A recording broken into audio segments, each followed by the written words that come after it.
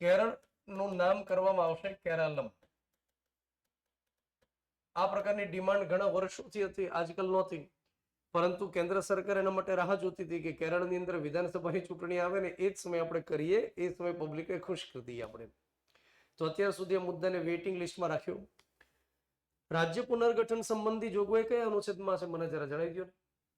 રાજ્ય પુનર્ગઠન સંબંધી જોગવાઈ કયા અનુચ્છેદમાં છે? અનુચ્છેદ નંબર 2 મુજબ છે કે અનુચ્છેદ 3 મુજબ છે? અનુચ્છેદ 3 મુજબ છે. અનુચ્છેદ 2 માં લખે છે નવા રાજ્ય વિસ્તાર પ્રદેશનું ભારતમાં જોડાણ, અને અનુચ્છેદ 3 માં શું લખે છે? રાજ્ય પુનર્ગઠન. તો રાજ્ય પુનર્ગઠનનો અર્થ થાય કે રાજ્યની સીમામાં ફેરફાર, અથવા રાજ્યની અંદર નામમાં ફેરફાર, અથવા એક રાજ્યને તોડીને 2 રાજ્ય કરે, મતલબ કે પુનર્ગઠન, અથવા 2 રાજ્ય હોય કે 2 વિસ્તારોને જોડીને એક રાજ્ય કરે. રાજ્ય પુનર્ગઠન સંબંધી આખી પ્રોસિજર શું હોય એ આપણે સમજવાનો પ્રયાસ કરીએ.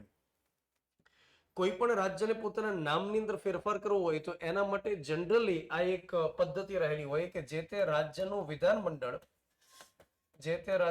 વિધાનમંડળ એના માટે ઠરાવ પસાર કરાવે.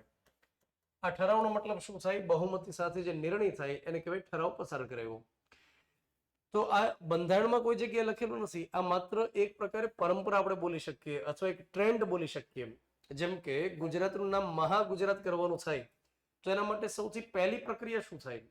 તો ગુજરાત સરકાર પહેલા તો ઈચ્છા વ્યક્ત કરશે ને કે અમારી એવી ગણતરી રહેલી છે કે અમારા નામની અંદર ફેરફાર કરવો છે. તો આ કોઈ જગ્યાએ લખેલું નથી, કોઈ ફરજિયાત નથી, પરંતુ એક ટ્રેન્ડ હોય કે જે તે રાજ્યનું વિધાનમંડળ એક ઠરાવ પસાર કરાવે બહુમતી સાથે કે અમારા રાજ્યનું નામ આ કરી દેવું છે. પશ્ચિમ બંગાળની એવી ઈચ્છા રહેલી છે કે એમાંથી બંગાળ કરવામાં આવે, કેમ કે હવે પશ્ચિમનો કોઈ મતલબ નથી. પૂર્વ બંગાળ હતું જે બાંગ્લાદેશ થઈ ગયું, તો હવે ક્યાં મતલબ છે એનો? તો કેરળ રાજ્ય પોતે વિધાનમંડળમાંથી ઠરાવ તો આની અગાઉ પસાર કરાવી દીધેલો. એવું કહેવાય છે કે 2024 ની અંદર છે ઠરાવ પસાર કર્યો હતો. નિર્ણય અત્યારે કરે છે કેન્દ્ર સરકાર. પણ રાજ્યનું વિધાનમંડળ ઠરાવ પસાર કરાવે એનાથી રાજ્યના નામમાં ક્યારેય પરિવર્તન થાય નહીં મિત્રો. આ હંમેશા નિર્ણય કોનો હોય? સંસદનો. રાજ્ય પુનર્ગઠન કરવા માટે થઈ સંસદની જે સત્તા છે, મેં તમને આની અગાઉ ભણાવેલું હતું, કેલિડોસ્કોપિક સત્તા કહેવાય. અને રાજ્ય પુનર્ગઠન માટે સંસદનો એકાધિકાર રહેલો છે. એકાધિકાર રાજ્યનો બિલકુલ ન ચાલે. રાજ્ય પુનર્ગઠન જો કરવા માટે કેન્દ્ર સરકાર ઠાની લે તો રાજ્યની ઈચ્છા હોય કે ન હોય એ કરી નાખશે.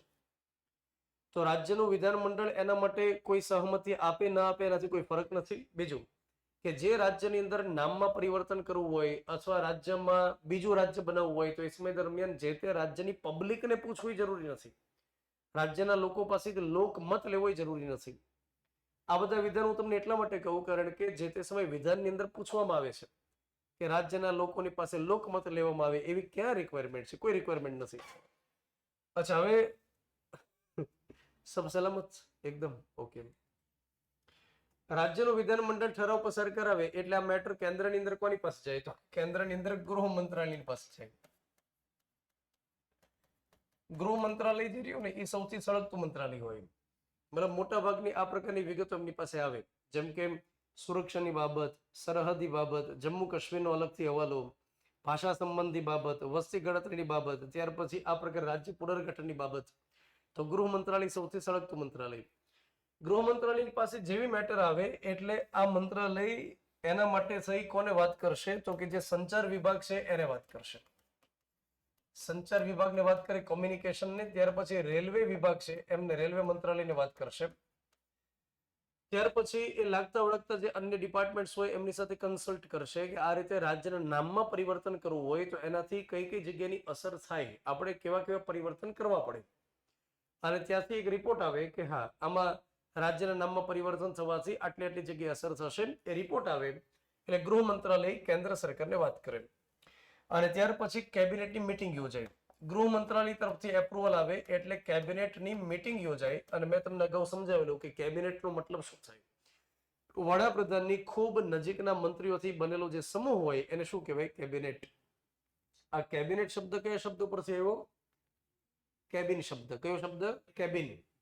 અચ્છા, કેબિન તો આપણને ખ્યાલ છે ને કઈ જગ્યાએ ચાલે? પેલો પાનનો ગલ્લો એને શું કહેવાય? કેબિન કહેવાય. એમાં બહુ બધી જગ્યા હોય કે આમ ઓછી જગ્યા હોય? ઓછી જગ્યા હોય. તો અહીંયા આગળ 17મી સદીમાં ઇંગ્લેન્ડમાંથી પરંપરા શરૂ થઈ. 17મી સદીમાં કે રાજાએ ખૂબ જ અગત્યના નિર્ણય કરવા હોય તો એક નાનકડા ઓરડામાં જતા રહેતા અને એની સાથે 4, 5, 6 જણા જાય. બાકીનાને જવું હોય પણ અંદર સમાય નહીં એવો નાનો ઓરડો બનાવેલો હોય. તો બાકીને શું કરવાનું, બહાર કાન દઈને સાંભળવાનું અથવા તિરાડ હોય તો જોવાનું. તો એ કેબિન શબ્દ એ શબ્દ ઉપરથી આવ્યો, મતલબ એ જગ્યા ઉપરથી કે એકદમ નાનકડી ઓછી જગ્યા હોય ને કેબિન કહેવાનું, અને કેબિન ઉપરથી કેબિનેટ. અચ્છા, કેબિનેટ શબ્દ ભારતીય બંધારણમાં પહેલેથી છે કે આગળ જતા ઉમેરવામાં આવ્યો? કયા સુધારા દ્વારા? ખાલી 44 આપણે રાખીએ, વાંધો ન હોય તો.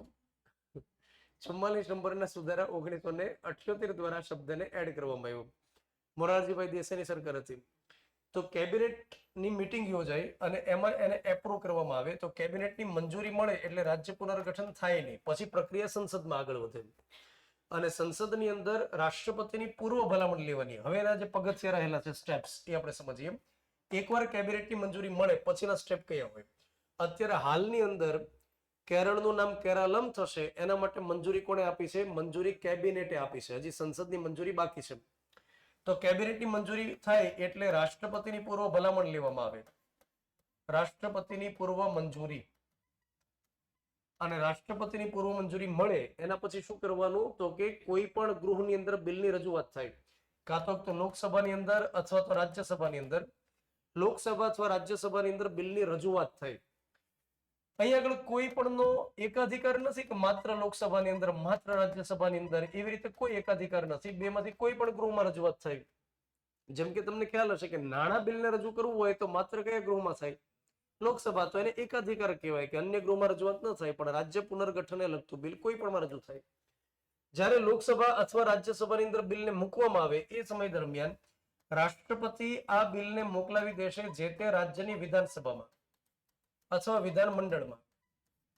રાષ્ટ્રપતિ વિધાનમંડળને બિલ શા માટે મોકલે? કેમ કે ભલામણ ત્યાંથી આવી શકે એટલા માટે. કેટલા સમય માટે બિલને મોકલે? તો કે અનિશ્ચિત છે. રાષ્ટ્રપતિ ડિસાઈડ કરશે કે આ કેટલા ટાઈમ માટે અમારે બિલને મોકલવું છે. અનિશ્ચિત સમય રહેલો છે. ત્યાર પછી આપણે આગળ વાત કરીએ કે રાજ્યમાંથી ભલામણ મળે. રાજ્યમાંથી એના માટે ભલામણ મળે કે આ કેરળ જે નામ લખ્યું છે ને, કેરળ, એનું નામ આ રીતે કેરાલમ કરવાનું છે. કેરાલમ. તો સ્પેલિંગ ને બધું જોઈ લો ભાઈ. તો આ રીતે રાજ્યમાંથી એકવાર ભલામણ મળે કે તમે આ રીતે સ્પેલિંગ રાખજો. બીજું કે આ કેરાનો મતલબ શું થાય? કેરાનો મતલબ થાય નાળિયેર, અને આલમનો મતલબ શું થાય? ભૂમિ. તો નાળિયેરની ભૂમિ, એમ કેરાલમનો મતલબ છે. મલયાલમ અને વત્તા સંસ્કૃત આ બેનું સંમિશ્રણ છે. તો નાળિયેરની ભૂમિ વાળો પ્રદેશ જેને કહેવાય કેરાલમ. તો ભલામણ ત્યાંથી મળશે રાજ્યમાંથી, અને ભલામણ કેન્દ્ર સરકારને મળે, સંસદને મળે, એટલે સંસદ ભલામણ માનવા માટે બંધાયેલું નથી. સંસદને એમાંથી ઠીક લાગે તો માને, ન ઠીક લાગે તો સાઈડમાં મૂકી દે ભલામણ. અને એકવાર રાજ્યમાંથી ભલામણ આવી જાય, આ તો એટલા માટે પૂછે કે વિધાનમંડળને એવું લાગે નહીં કે અમને પૂછ્યું નહીં, બાકી ફોર્માલિટી હોય છે. સંસદને અંતે જે કરવાનું એ જ કરશે ત્યાં આગળ. એકવાર ભલામણ આવી જાય એટલે લોકસભા રાજ્યસભામાંથી બિલને પસાર કરાવવાનું. આ બિલને પસાર કરાવતી વખતે બહુમતી કયા પ્રકારની હોય દોસ્તો? સાદી બહુમતી હોય કે વિશેષ બહુમતી હોય? રાજ્ય પુનર્ગઠન માટે નિર્ણય કરતી વખતે સંસદના બંને ગૃહમાંથી બહુમતી કયા પ્રકારની હોય? સાદી હોય કે વિશેષ હોય? કેટલા એવું કહે છે સાદી બહુમતી? પહેલા ઉજાગરી કરતી હતો કે સાદી બહુમતીથી બિલ પસાર થાય. ઓહો, વિશેષ બહુમતી કેટલા લાગે છે કે વિશેષ બહુમતી સાથે સંસદના બંને ગૃહમાંથી બિલ પસાર થાય. તો દોસ્તો અહીંયા આગળ જે બહુમતીની જરૂરિયાત હોય ને, એ કયા પ્રકારની બહુમતી હોય? સાદી બહુમતી હોય, વિશેષ ના હોય. સંસદના બંને ગૃહમાંથી સાદી બહુમતી હોય, વિશેષ બહુમતીની રિક્વાયરમેન્ટ નથી. અને સાદી બહુમતીથી બિલ પસાર થાય, અંતે રાષ્ટ્રપતિ મંજૂરી આપી દે, પ્રેસિડેન્ટનો પી આપણે કરીએ, અને એ જો મંજૂરી આપી દે તો વાજતે ગાજતે ઢોલ નગારા સાથે રાજ્ય પુનર્ગઠન થાય. અહીં આગળ રાષ્ટ્રપતિ મંજૂરી આપે છે. રાષ્ટ્રપતિ મતલબ ફોર્માલિટી છે, રાષ્ટ્રપતિને પૂછવામાં આવે. તો રાષ્ટ્રપતિ ન કરે શા માટે? તો રાષ્ટ્રપતિ મંજૂરી આપી દે.